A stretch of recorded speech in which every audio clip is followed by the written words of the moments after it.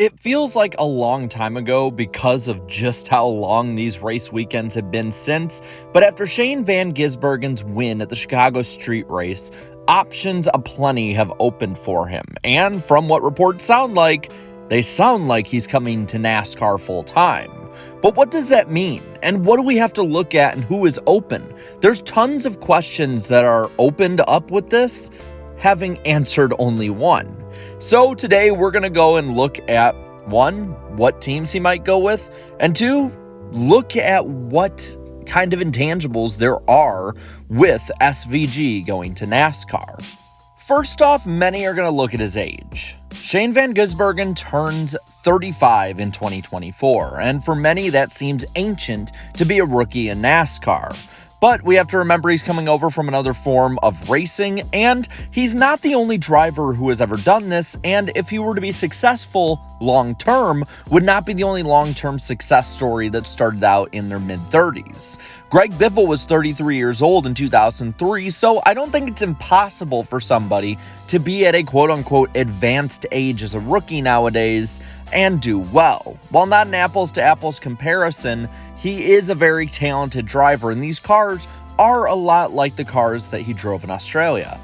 And I think one thing he's going to look at with the team is who he can compete with now. Because of being 34, 35 years old going into NASCAR as a rookie, he doesn't have the luxury of a long time to have a team build around him. He's going to need a team that can win relatively quickly, at least on the road courses and tracks he can excel at. And those also have to be teams that have sponsorship.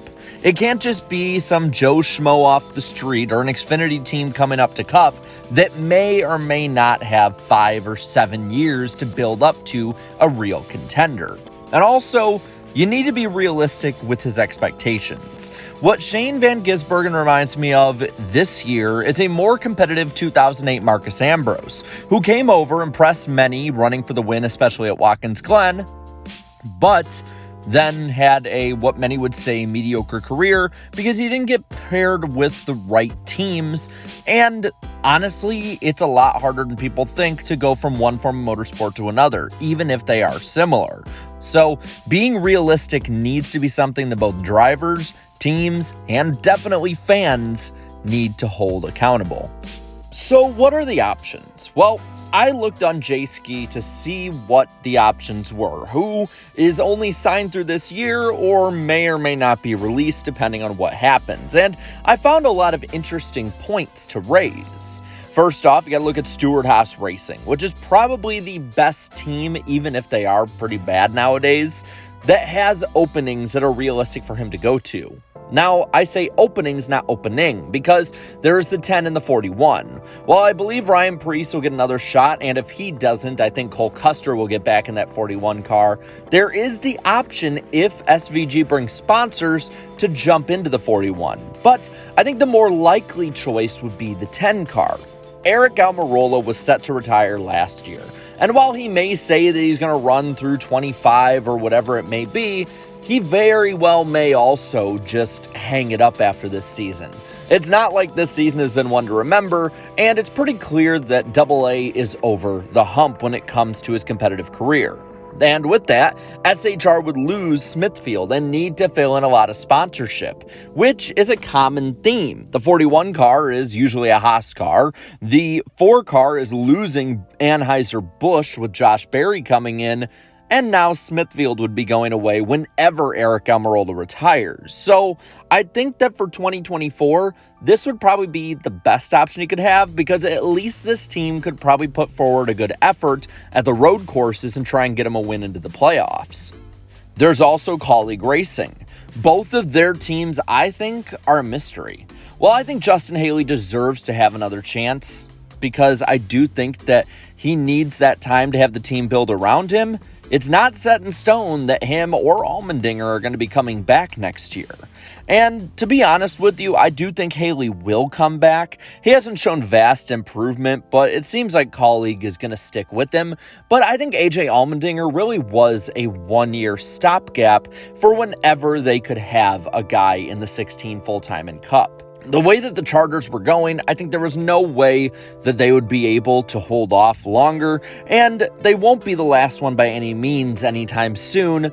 Plus, if AJ wants to come up and be a guy who goes for wins and is just a trophy hunter, they do have the 13 team that can go part-time like they've done with Chandler Smith this year, and I think that that would be an option for AJ to do while Van Gisbergen comes in to be full-time. Sponsorship wouldn't really be an issue here, as Colleague always manages to fill up the quarter panels and hood with paying sponsors, whether it's Leaf Filter or anybody else, and I think that that would stay the same way here. If not, it would be even better with such a high-profile driver. So I think those two right away should be the two favorites. Now, some have talked about RFK with the 17. After all, Buescher has been performing this year, but I really think, honestly, we shouldn't go much further with this. I'll be honest. There's nothing I can bring up that would say to get rid of Buescher, because he has pretty much become the face of RFK. Yes, I know Keselowski's name is on the team, but Buescher's the one who got the win last year, and he's only gotten better this year. Now there's Joe Gibbs Racing too. I think this is highly unlikely, though many will try and bring it up to drum up drama. The 11 is almost certainly going to be filled again by Denny Hamlin, and I know that people say he'll go to 23-11, but there's no room at the inn, especially since there's more than likely not going to be a charter dropping out of the sky for them to expand to a third team, unless he wants to drive as an open driver, which puts him at a vast disadvantage. And then there's the 19 with Martin Truex Jr. While currently a mystery of what he's going to do next year, I would say with the improvement of performance over last year and winning more, that Truex more than likely is going to come back. While it's kind of harsh to say, he doesn't have many distractions that he used to have in his life, and I think that he is going to more than likely come back with another clear head and championship goals again. And even if he wasn't, why not bring John Hunter Nemechek up at this point? As he has shown in the Xfinity Series, he has the speed to compete. Some have brought up the Wood brothers. SVG would have to bring more sponsorship than Harrison Burton does with Dex Images, and in all honesty, I don't think that's going to happen. I think Harrison is safe there, and even if he's not, Ford will probably want to keep him and whoever they put in the 21 completely under their control, and I just don't think he fits into this kind of mold. So, same thing with front row, which many have brought up. Yes, McDowell and Todd Gilliland are two that are mysteries for this team. But from what it sounds like, Zane Smith will be up in either the 34 or 38 next year, and I would assume that McDowell would be back as well, as he has had the best season ever for this team and in his career. Loves, while sticking with front row, also will stick with him. I think that this team is set as well. The interesting wild card in all this to me is Spire, and I want to throw all the Andretti stuff out too. Yes, I know there are connections and that is a real possibility, but I want to look at what Spire's been doing. They're looking at re-signing Corey LaJoie in the 7 car, which seems to be building a more competitive organization and culture around him and that team. But I think they need a way to take the next step, similar to what Front Row did last year. Last year, Front Row had a competitive team with the 34 and McDowell, but they didn't have one with the 38. I think that this would change if you bring him on in the 77. He would definitely be better than Ty Dillon at this point, and if they can get the sponsorship for him, which it seems like they're doing a pretty good job at, they may have a viable second option that could qualify for the playoffs. As even if SVG does not get into the top 30, sucks at all the ovals, and is only there for road courses and maybe super speedways, well, he would still be able to qualify for the playoffs without the top 30 rule. So I think that that's one that's going to be a very big dark horse, but I would not be surprised if I see it.